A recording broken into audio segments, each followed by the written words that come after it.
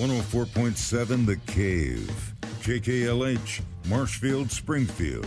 A proud member of the Kansas City Chiefs radio network. Touchdown, Kansas City! Now, it's time for Ned Talk.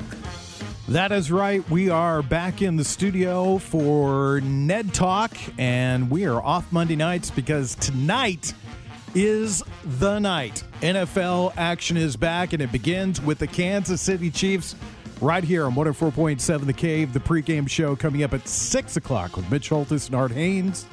And then kickoff against the Houston Texans will be at 7:20. I'm joined in the studio by Ned Reynolds, our radio roustabout.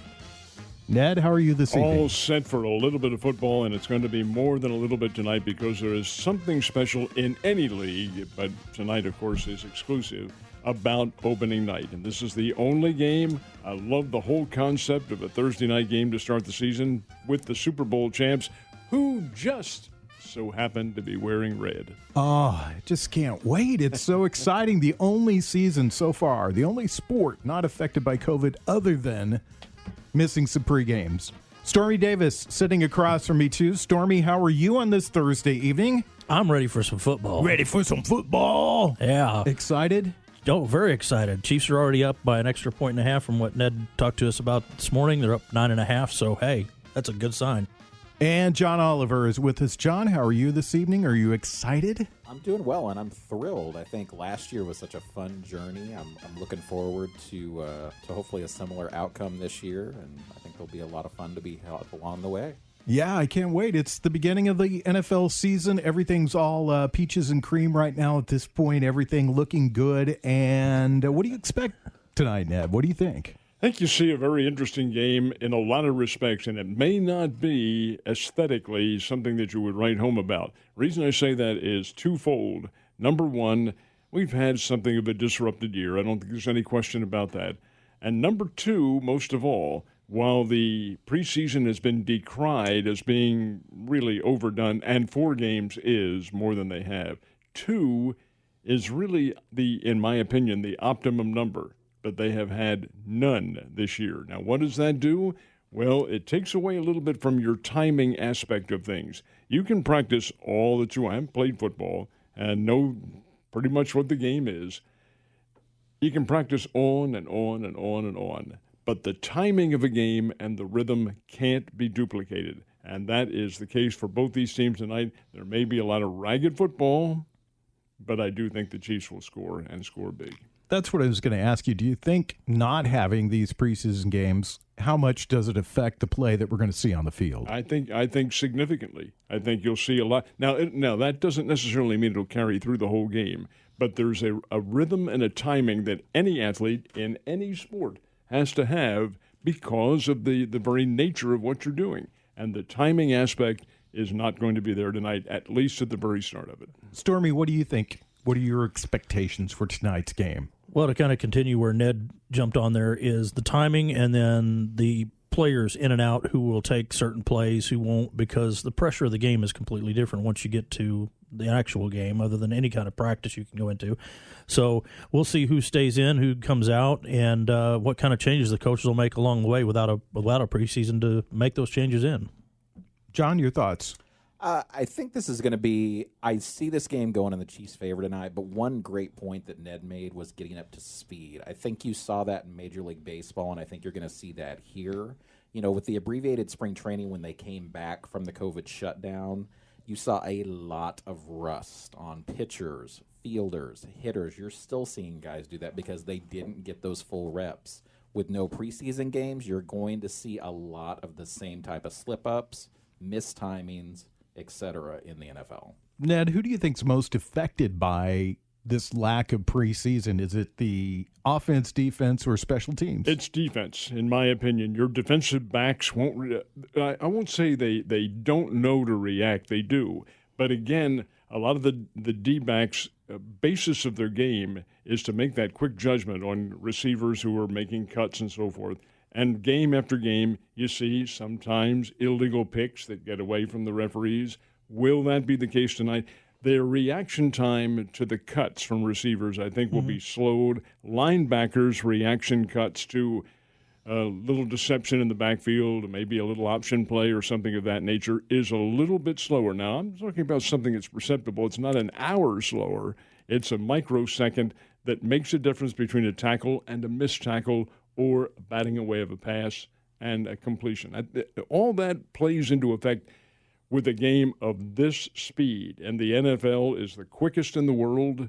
I mean, you have D1 football, which is quick. This is quicker. These are the best athletes in the world at that sport, and when you compromise their practice time, you are taking away a little bit of the fluid aspect of a game. Furthermore, a little bit of rain in Kansas City tonight, too. It's not a whole lot, but there has been some. Stormy, there's one team I neglected to mention, and that's the referees. They usually benefit from some preseason football, and they've been knocked on quite a bit for the last few seasons. Do you see that having an effect on tonight's game? Well, basically, anybody involved with a game, be it by if they're involved with the game, you're going to have rust if there's time away from it.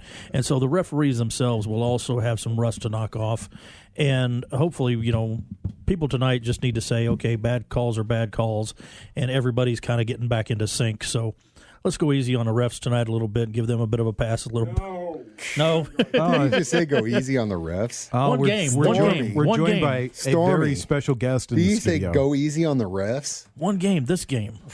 Our resident Chiefs fan, our resident Chiefs go easy on fanatic. the refs. These guys are paid to make a decision. Come on, guys. That's their job. You can't go easy on the players. You can't go easy on the coaches. And you sure as hell can't go easy on the refs. That's Mike the Intern. Am I right ladies and about that, gentlemen. or am I right?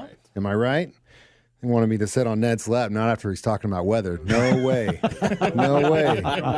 No way. No way. You know how he gets about the weather, John. No way. What do you think? What do you expect? What do you expect to see as far as which teams are affected most by tonight's play? I think on both sides, what you're really going to want to watch is the secondary, because I think they're going to be tentative. The preseason games for them are a chance to really get that timing down, to jump at plays. I think you're going to see them kind of on their back feet, which if the offense kind of catches up more quickly, you may see some big plays made, because the safeties, the corners, they're not going to be making the aggressive plays they would normally make at this point. It's a good point, but on top of it, if the Chiefs are bringing 20 of 22, 23 starters back that spring, I mean, yes, Ned's right. Fluidity, timing, all that stuff comes with preparation and preseason.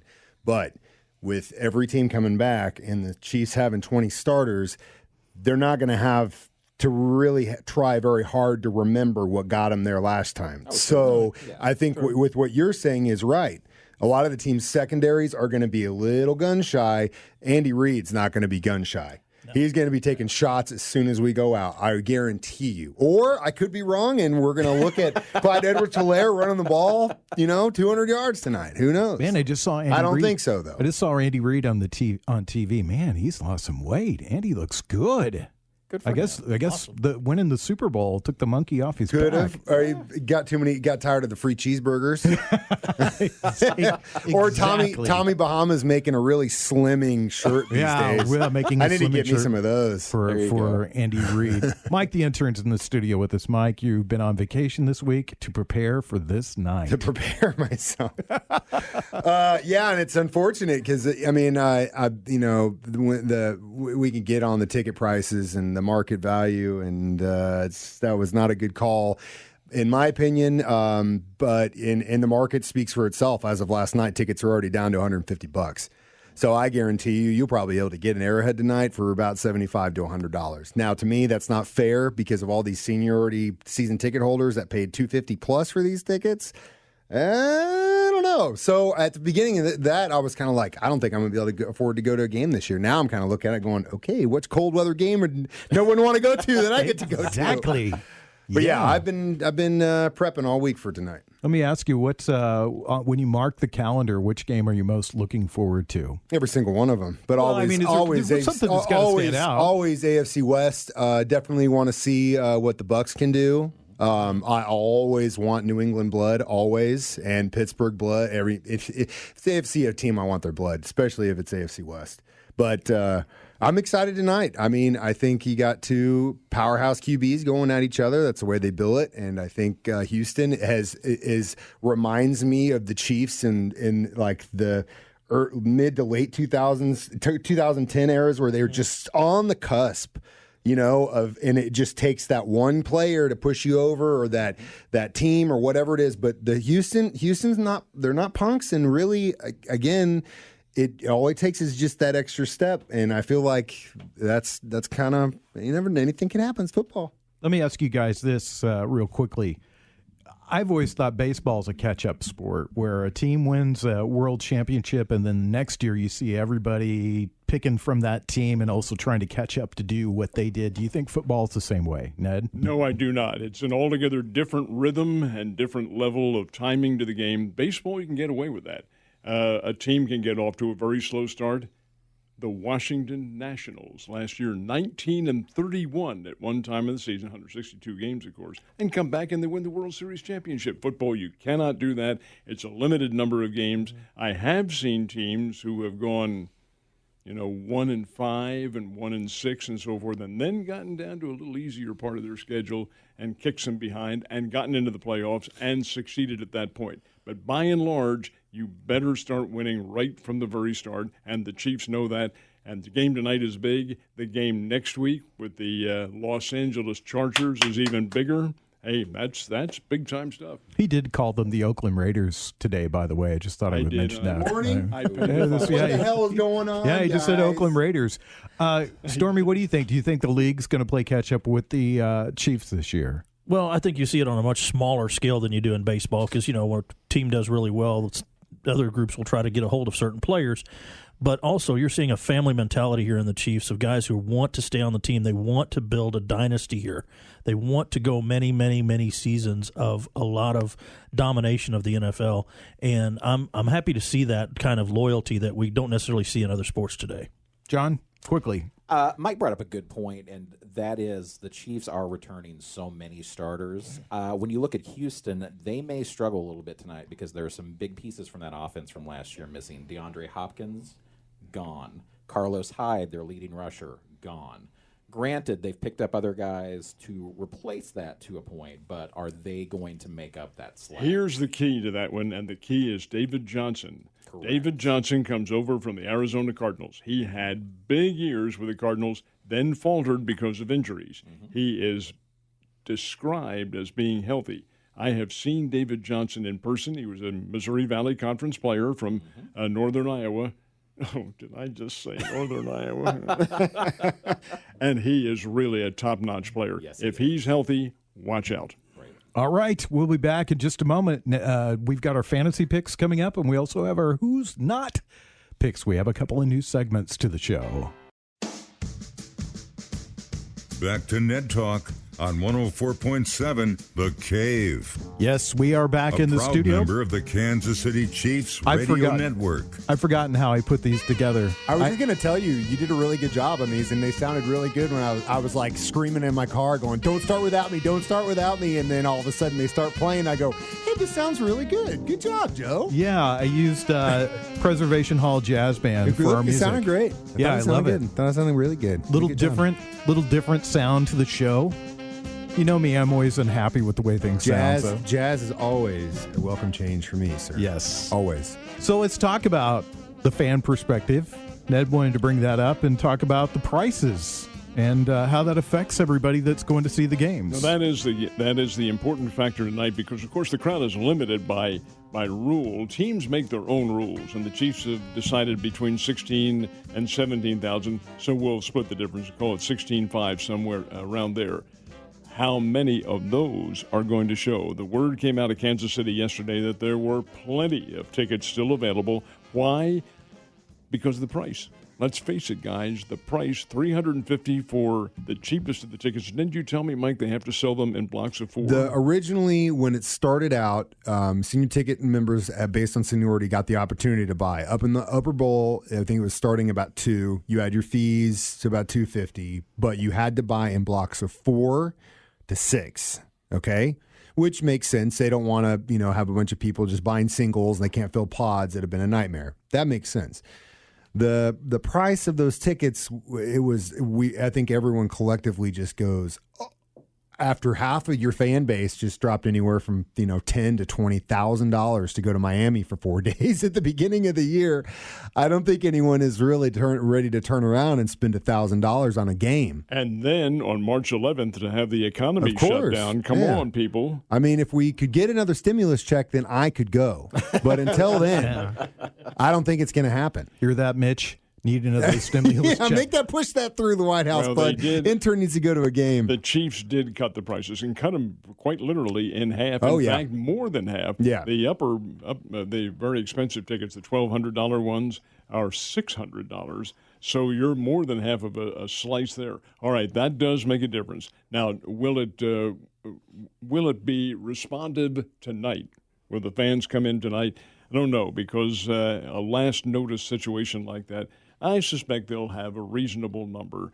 Oh, it's Kansas City. There will be people showing up, and knowing that the ticket prices are what they are, I guarantee you there'll be people showing up. I think there are a lot of other factors involved. I don't think we need to get into them, but there are certain circumstances that are endemic to this year that I think are probably going to play in effect for all teams, not just Kansas City. Can I tell you a little story? I do something else besides this, and I have to deal with municipalities and what I do. And I called Jackson County today to get some information from them, and I was abruptly told that they could not give me that information. They were closing in 30 minutes, and that they would be closed for the next 7 days. Ooh. So just let me throw that out there, okay? That was the Jackson County Courthouse. They told me that today, so... Ooh. Just going to put that out there for everybody to ponder on that for just a second, just a little bit. So we got a couple of new segments with the show, and we're going to start one of them right now. Let's talk to John. Who's hot in the NFL? Brought to you by All Services Air Service on Ned Talk 104.7 The Cave. John, tell us, who's hot in the NFL? Who are you looking for? I know it's hard to predict in the first week, but what do you think? It is. It's hard to predict in the first weeks, and especially with no preseason. So as far as who I think's hot, I'm going to go with somebody I think's underrated in the NFL, and that is the wide receiver named Calvin Ridley for the Atlanta Falcons. He is a former Alabama alum for our good friend Josh Roberts. He had a fine season last year. I believe he came close to 70 catches, had about 890 receiving yards. I think he will be a 1,000-yard receiver this year. Julio Jones gets a lot of the attention there as well. He should. Ridley is a dynamic wide receiver. He's athletic, got great hands, and I think he will have a superb season this year. Stormy, steal a mic really quick. You were telling us before we went on the air that somebody's name has come up already in the MVP voting. Former Raven and Bronco Dominique Foxworth has predicted that Cam Newton's going to be the MVP this season. Now, I don't necessarily know that I agree with that, but I think Cam Newton's going to come out on the field for New England with something to prove with having to follow somebody like Tom Brady. So I think Cam is going to be pretty hot this year. Ned? I fully agree. I would not put anything past Cam Newton. Number one, he's physically a superior individual. He's, 6'6", something like that, about 235, 240. Mobile, very quick. He has, I'm not certain, but I think 8 or 9 years of NFL experience now with him. And he has had championship experience. He's a sharp guy. And to move and be acquired by a New England team, and to know that a Bill Belichick, who may not be the nicest and warmest person in the world, but is a respected coach, has to help a guy's ego. And I really feel like Newton is going to have a big year. His New England team may not be the Patriots of the past, but they are still the Patriots. I think the question they have quality level players. Maybe not what they have been, but I wouldn't be at all surprised to see them a major factor in postseason play. The question is, who's he going to throw to there? Because that was a big problem with Tom Brady last year. Yeah, Mike, what do you think? As far as hot in the NFL, I mean, what Chief can I not pick? Patrick Mahomes, I think, will be trying for another MVP this year. Let me point this out. We went 26 minutes into the show before saying the words Patrick Mahomes. Hey, well, that's because you guys wouldn't let me say it earlier. I think Clyde Edwards-Helaire is probably going to have a good year. I think we're going to see some guys step up big time that are wanting to be what part of what the Chiefs have created. That if you've ever been on I don't care if it was JV football, Pee Wee football, high school, college, any kind of team, when you get into a team that has that feeling of, you don't want to use the word greatness because it's beyond greatness. It's the feeling of camaraderie, but we all share in this goal and that it's attainable and we can get it. The young guys see that it's infectious. They want to be a part of it. And that's when you get young studs stepping up and doing big things. Not that Patrick doesn't already have a bunch of studs doing big things for him, but I guess if I had to say who's hot in the NFL, I'd have to say my Kansas City Chiefs as a collective. Mike's been talking about studs, so that brings us to our fantasy pick. Fantasy picks of the week. Brought to you by Fazoli's on Ned Talk. 104.7 The Cave. John, sorry. Sultry. We're trying to get all very sultry. I'm trying to learn how all this works. So and John's being good natured about it. So tell us your fantasy pick, John. Tell us, please. I've got an Atlanta flavor to my picks this week. Flavor. I think this isn't really a surprise, but he's under the radar for a lot of people this year because I think a lot of people don't even know where he ended up. If you haven't picked him up for your fantasy team yet, take a look at Todd Gurley. He's a familiar name for those of you that follow the Rams. Still only 26 years old and put up phenomenal numbers with the Rams. Do I think he's washed up? No, I think he had some lingering injuries. I think the system changed. And I think with Atlanta, he could have a huge year. So take a look at him for week 1. Another big factor in his favor, too, is he is back home. Yes. It's an All-American Georgia. From Here he Georgia. is in Atlanta, having been playing on the coast and so forth and so on. No, I fully agree. I think Gurley has a lot left in the tank. Ned, who's your fantasy pick? And remember, we're talking about football, okay? Very funny. All righty, this is going to surprise you because it'll get a lot of criticism and so forth. But the guy I like who is with a wide-open offense, a much more wide-open offense than he has been with, is Tyrod Taylor with the Los Angeles Chargers. Here's a guy who is making a shift in coast, taking a look at a different team, taking over for Phillip Rivers with a team that has had all sorts of expectations and not proven to their capabilities. He's the kind of guy, a mobile quarterback, Virginia Tech guy. I think he is a sleeping giant in this whole circumstance, and he's who the Chiefs will see next week. Am I the only one in here that actually plays fantasy football? I don't anymore. I did, but I sucked at it, so I quit. Yeah.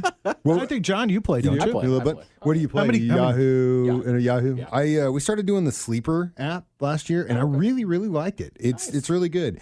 First year I was in this league, I won the whole thing. Haha, Steve Rector. I hope you're listening. Is that trophy's got my name on it, bro. But last year, not a great year for me fantasy wise. This year, projected right now, it's looking like I've got a good team. Part of that is going to be if Lamar Jackson wants to take me all the way. And that is something that's going to definitely help. I got Barkley on there. I took a chance on Sanders from your boys from Philly. So I don't know. It's going to be cop-out because I picked him and he's on my team. But I'm going to say Lamar Jackson as far as fantasy. You can't call him a sleeper. He's all pro. No, Sleeper's the name of the Sleeper's the name of the app. That is the fantasy football. It's That's called a wrong Sleep. name for it. So what was your fantasy football team name? The Neds? I can't tell you. You can't. And the myth is created. What was right. Ned Reynolds' fantasy football And it's team? not something that's terrible. Let me put For all those out there listening, Ned's a dirty guy. Hey, He really is when you no, get to know him. don't be steering that train. Way. He's just a little bit dirty. Back to Ned Talk on 104.7 The Cave. I tell you what, I A think proud member of the Kansas City Chiefs radio network. I forget Strike that. two, Westen. I forget that every time, and I specifically wrote that. I thought, let's throw That's that in there. strike two. We are a proud member of the Kansas City Chiefs radio network.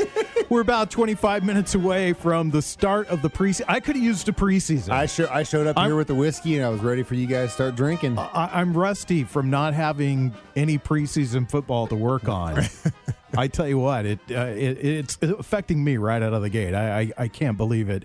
We've got a bunch of new segments that we've added to the show to keep you up on what's going on, and the one we're going to play for you right now is a pretty cool one that Stormy's going to do for us. The Injury Report, brought to you by Morrison, Webster, and Carlton on Ned Talk. 104.7 The Cave. Morrison, Webster, and Carlton, your workers' compensation attorneys. And I also want to give props to Joe for using Herbie Hancock in the bed there. That was us three. The original song is the original song is Herbie Hancock. It was Cantaloupe. Yeah, I did that specifically for Stormy. I wanted that one for Stormy. Bitty Bitty Bop. Bitty Bitty Bop. I couldn't even hear it, so I don't even know what the heck it was. So tell us the injury report, Stormy. Right now, everybody who has been on the injury report's been going full practice, from Derek Nottie, Travis Kelsey, Darrell Williams, Alex Okafor, Juwan Thornhill, and Deion Yeller. All went full practices, so probably I'm going to guess any of them could see play for sure. There's a couple there are three questionables on the Texans side. Brandon Cooks, Cullen Gillespie. I'm not saying that one right. It's easy for you to say. Exactly. And their offensive linebacker, Jonathan Greenard. But right now we're looking good on the Chiefs side, and it's really looking hopeful. And the only one that stood out for a little while was Derek Nottie. He's having a little trouble with the ankle, but hopefully he'll get that worked out, and there's plenty of other people who can switch in and out for him. Ned, one of the good things about not having the preseason is you don't have that terrible moment when your quarterback steps on the field, takes 2 snaps, and they get slammed to the turf, and the season is over. You know it in the preseason, so the Chiefs are healthy going into this first game. Well, yes, and but again, I have to reiterate that the fact that there was no preseason action is going to show itself in the early going tonight. Mm-hmm. Can you allow me a very quick story, because this did happen? It's one of my early years at KY3. And there was an exhibition game. The New York Jets had stunned the world by knocking off the Baltimore Colts in the Super Bowl. Well, the next summer we get to the exhibition season, and KY3's big draw back then, and keep in mind, that's it. There's no cable, no satellite, no nothing. So if you're going to watch TV, you're going to watch the local stations. Was the NBC Saturday Night Movie. And it's going on. I don't remember what it was. But all of a sudden, about 9 o'clock, ladies and gentlemen, this news bulletin, breaking news, of course they didn't call it breaking news, this news bulletin from the NBC News Bureau. Joe Namath of the New York Jets is out for the season. He just injured his knee. Now back to the movie. I wish you could have heard the telephones at KY3. Oh. Who cares? What are you interrupting the movie? I mean, it went on and on and on. What the movie was the Ghost of Mr. Chicken with Don Knotts. No, it was probably. I don't think so. I don't think it was Heidi, that's for sure. This is probably that Saturday Night Mystery that they would do. Remember that, the Saturday Night Mystery with the flashlight at the beginning of it that moved all around? It was probably like, what was the name? McClure and Wife, or with Rock Hudson? Mm-hmm. What was I think that was the name of it, or something like that. Those McMillan and Wife. McMillan and Wife, that's it. Yep. See, I love it when we get off on these tangents. So we talked about that. Stormy's brought up the fact that the Chiefs are relatively healthy, really healthy going into this game tonight. And who do you expect to just light it up this evening? Wow. Honestly, I'm wanting to see what Travis Kelsey and Patrick Mahomes have in store. Those two, you see them off the field and in practices and everything else, and they always seem to be joking around like these best buds. But they're also going through their heads on what can we do next, what different move can we pull out and just stun people with. And they just work so well together. It reminds me of like an Aikman and a Smith and all these kinds of pairings that we've had throughout the NFL years, McMahon and Peyton, and just what are they going to do to stun us next?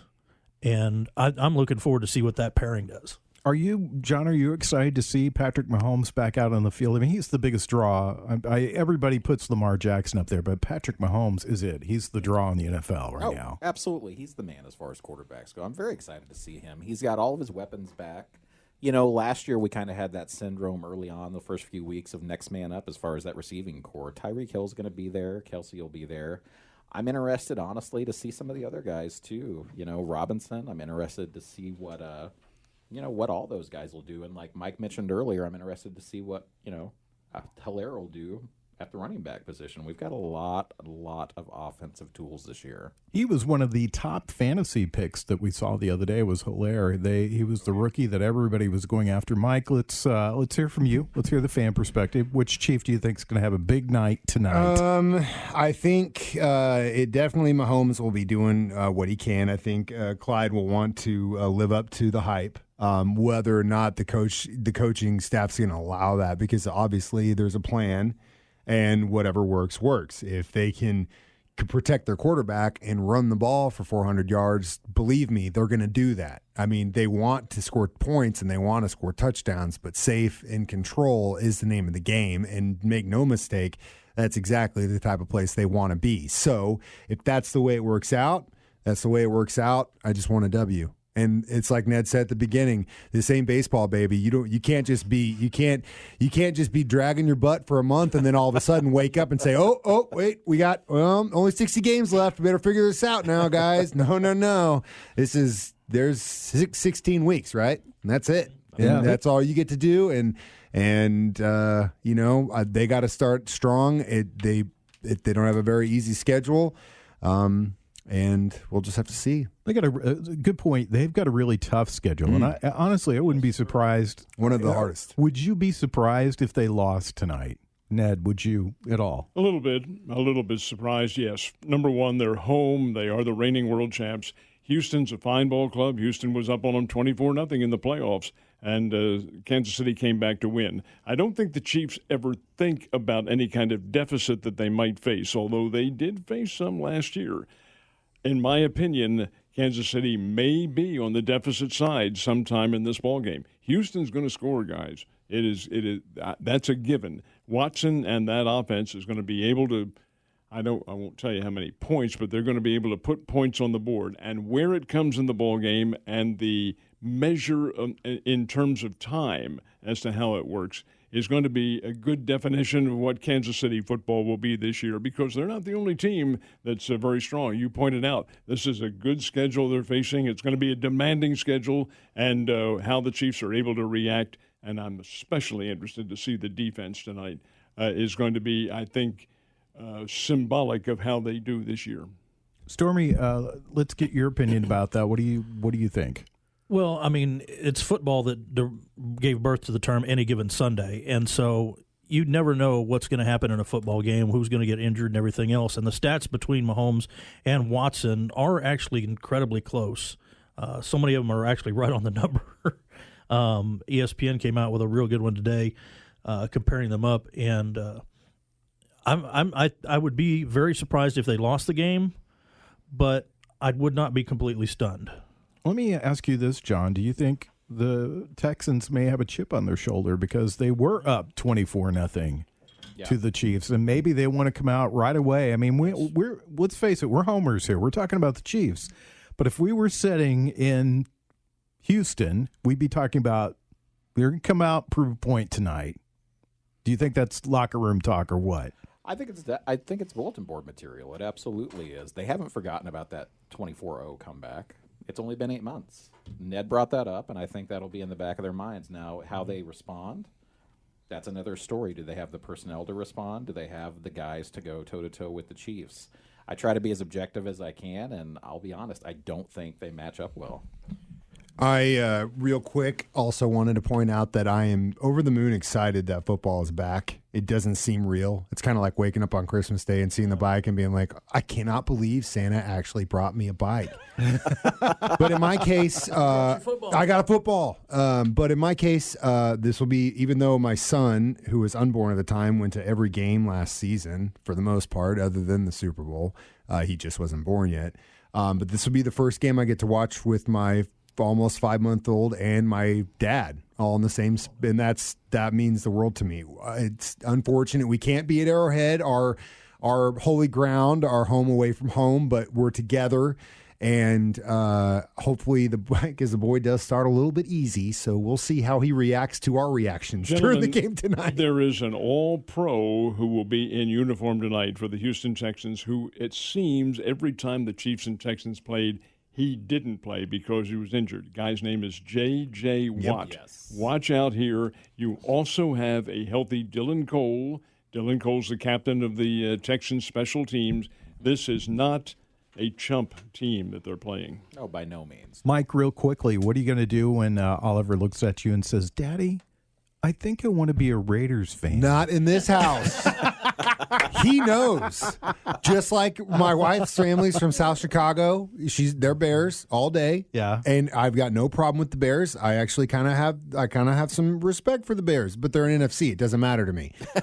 When we got together, I was very, very blunt with her, and I said, there are certain things that I will die on. One of those things is that in this house, we bleed red and gold. Understand that. When we are rooting for a team, that team is the Kansas City Chiefs.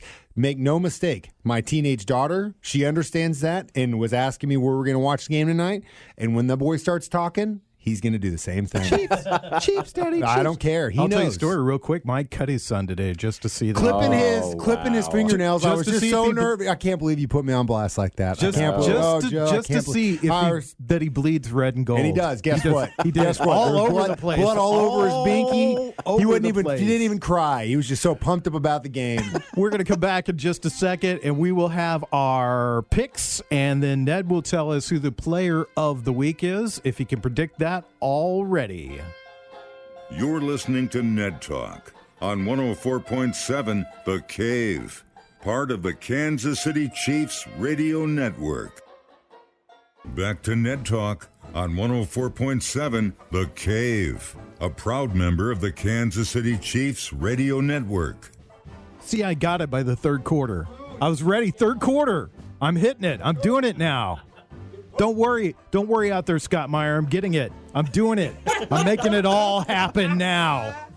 He's finally catching on. How about I'm it? finally. That was your I've- third strike, bud. After all these years, I've finally caught on. I'm finally making sense of all of it. Our fourth and final segment that we have for tonight's show, our brand new segments that we're doing that we've added to add a little flavor to the show, is one that Ned's going to bring to you guys. Who's hot in the NFL? Brought to you by All Services Air Service on Ned Talk 104.7 The Cave. All right, Ned, tell us. I mean, there's no preseason for us to say who's going to be hot, but who do you think it is? Well, you just who hit will on be? it. There is no basis, no formula to follow here. So because this is the first game, since this opens everything up in the NFL, we'll concentrate on this one. It's twofold. You go with the quarterbacks because they're going to be the ones who decide this game tonight. Defenses are going to be a little shaky on both sides. So Mahomes and Watson, whichever one is able to pick apart the defense and exploit the defensive liabilities, is going to be the individual team that comes away with the win. I think it'll probably be the Chiefs, but a loss by Kansas City in their opening game would not surprise me. I think we have seen it before where a champion comes in. I remember my team, and I believe the Philadelphia Eagles, green and white, the first game they came back after winning a championship in 1960. They lost, so it is not beyond the realm of possibility. Don't think it'll happen, but look for the two quarterbacks, Mahomes and Watson, to be the keys tonight. Have they won any games since they won the last Super Bowl, the Philadelphia Eagles? I think they're 0 for that, aren't they? Something like that. Wow. Did he At least just it ask wasn't a me. question? I didn't hear I missed anything. it if he did. Oh, okay. All right. You're going to be that way. I think a little genuine Spoken like ribbing. a true Raider fan. Yeah. Oh, we're not supposed to talk about that. We're just not supposed to talk about that. Okay, Stormy, who's your pick for tonight? My pick is whoever is new to the team that has worked out right in the practices, gotten the rhythm of the team, gotten into the scope of how this team works, and gets out there and makes it happen. I want to see who is going to step up in that aspect and be the true pro.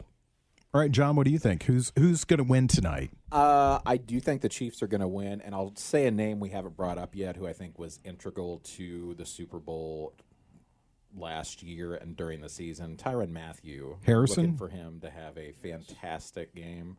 I think he'll set the tone for the younger guys on the defense, and I think he sets the tone for the team along with Kelsey and Mahomes and the other veterans. I think the special teams are something to watch tonight because those guys don't get as many reps as the other guys do in practice. So we'll be interesting to see how the kickers and the Chiefs have a new punter this year, don't they? They do. We do. Yep. Tommy Townsend. Townsend. Yep. And I'm not sad about it. I'm going to be honest. That's some questionable decisions from Dustin Colquitt. You know, God love him, but I'm not sad to see a new punter. Let's just say that. Mr. Holmes, what do you think? I mean, is there really any question I was going to pick the Kansas City Chiefs? Oh, no. But I like what John said just now. There's a reason that after the Chiefs won the Super Bowl, I picked one player jersey to buy, and that was Tyrann Mathieu, because I feel like, yes, we've got Patrick Mahomes. Yes, we've got Travis Kelce and Tyreek Hill and Sammy Watkins, Coach Andy Reid. You need a guy on that team that shows what it's like to be up front all the time. Not to say those other guys aren't, but Tyrann is awesome. And on top of that, one thing that all the defensive players at least have been doing throughout camp that we've been able to see is, look, we might not be able to play preseason games, but look at the offense we get to go up against every single day. Yep. And one of the best offenses in the league, hopefully, will rub off on the D. Ned, I was going to ask you because Andy Reid's name's been mentioned, but we didn't really talk about him in depth. He's one of the greatest offensive minds in all of football. Do you expect to see some new wrinkles this year? As much as they can, yes. As much as they can without having some games to work on them. You can only, as we mentioned earlier, only do so much during a practice session. But when you get into the actual hitting of a game, the whole rhythm changes. But yes, you're right. Reid proved himself with the Philadelphia Eagles. He had great teams back then. They faltered now toward the end of his career. I believe in 2014 was his last year. They were not, they being the Eagles, were not a great team, but there were so many factors that went into that. Reid has come right on over. How long was he out of work? 20 minutes or so, something like that. And Kansas City picked him right up, and look what he's done. Yep. He has formulated a new offense. He has the horses. I'll tell you, his football IQ is very, very big and large. How many coaches would have sacrificed and traded up 10 and gotten rid of talent to get Mahomes because he saw what he could do for the team? Real quickly, Stormy wants to tell you about our local football semi-pro team, the Queen City Insane Asylum, and tell us about what's going on with them. Real quick, Stormy. Well, we're 10-0 on the year and 6-0 on the season, and we will be on the road to Nebraska this weekend, and then on the 26th at Cy Sports in Nixa, we will be playing in the IDFL National Championship. That will be exciting, so get out and see those guys and support Queen City Insane Asylum, if I can say it. It's coming out kind of trippy out of my mouth today. So I want to say thanks to everybody for being a part of the show. Ned, as always, the namesake, thank you so much for being here. Pleasure's mine, and we'll have a big show next week. Thank you guys for letting me sit in with you. I really appreciate it. It was good to see you, and go Chiefs. Go Chiefs, Stormy. Thank you. Have a great week, everybody. And you, John, as always, good to see you. Absolutely. Let's get ready for some football. Josh Roberts, we miss you dearly. I want to say thanks to Corbin Campbell, Mike the Intern, Scott Meyer, also Brian Tyndall. Nick Fury's getting set to take over. We're just minutes away from the beginning of the NFL season as Art Haynes and Mitch Holtis will take over. You've been listening to Ned Talk on 104.7 The Cave, a proud member of the Kansas City Chiefs Radio Network.